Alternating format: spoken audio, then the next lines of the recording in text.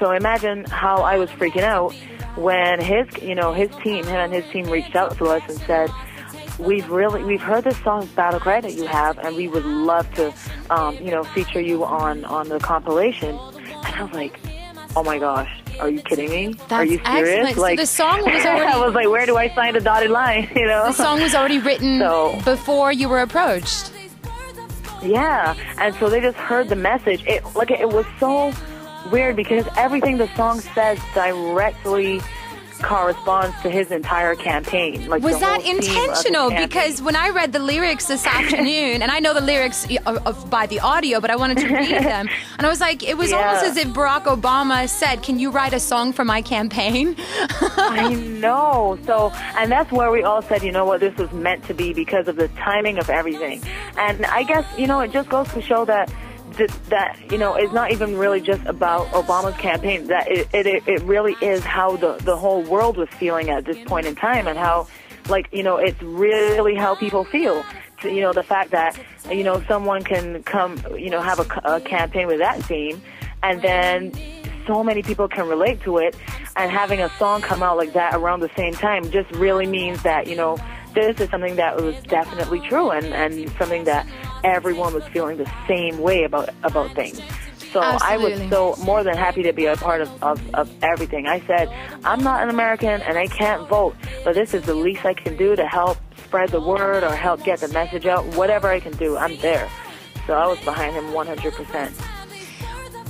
You answered kind of a lot of my next question, but the heart of the question is it's kind of a risk, putting yourself in a position of being political. An artistic risk. What if he would have lost, right? Yeah, well, you're right. And at first, I was a little bit scared.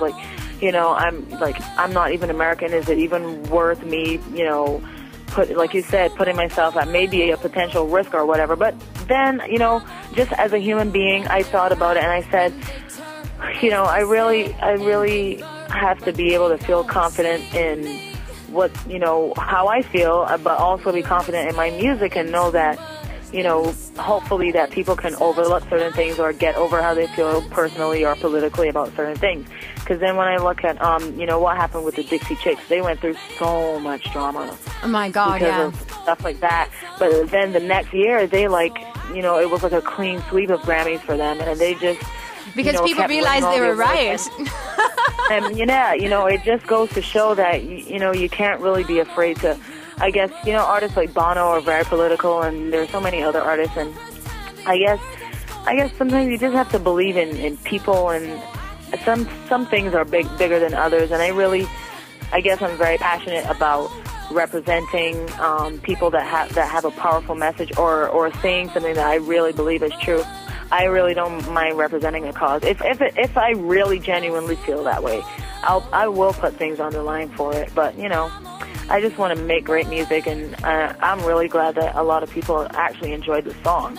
It's refreshing to hear you say that. I think a lot of times you can get confused. Artists can get confused. Many of the people who are listening to our show are musicians, independent musicians themselves, and you get confused along the way in the effort to be successful. And it sounds to me like that you're staying true to yourself and listening to your heart, and that's the most important thing.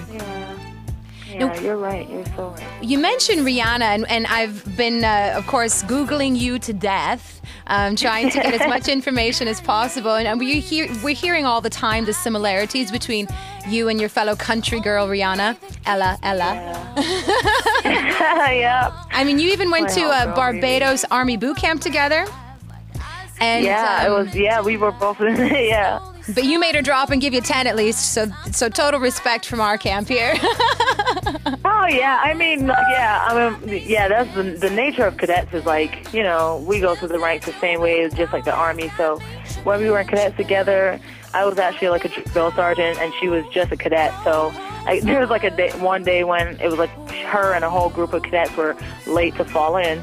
So I gotta do what I gotta do with the drill sergeant. People expect me to lay down the law and discipline, so I did what I did. But I mean, I've done so many push-ups in my life, and I mean that's the kind of stuff that, like, me and Ree laugh at that kind of stuff all the time now.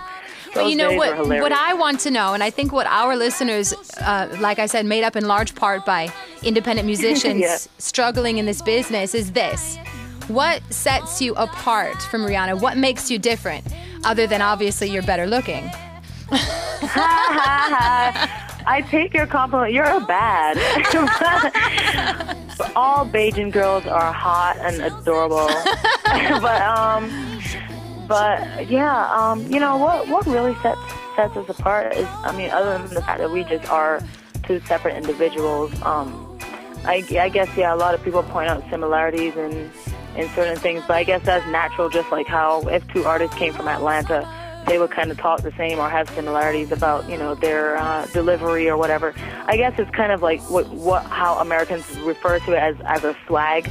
I guess there's a certain sort of swag that comes that you will find from Barbados. So you'll probably get a similarity in that sense. But I think our music, you know, we definitely are more or less in the same genres. You know, the pop R&B sort of genre. So that is the kind of music that we make.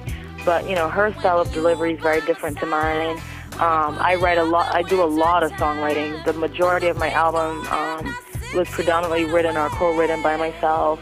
And, you know, we just have such different styles. Our voices definitely don't sound the same. So I think, you know, once people really take the time and to, you know, discover my music and when they start listening closely, they'll realize that we really are so different. You know, Rihanna continues to make, you know, some of the best music out there, and I really can only, you know, work the hardest to get close to where she is right now, and we're both represented for Barbados, and we're both excited about what's happening. That's really cool. That's really cool. Yeah. You've been quoted as saying... Yeah, she's always really supportive of me, you know.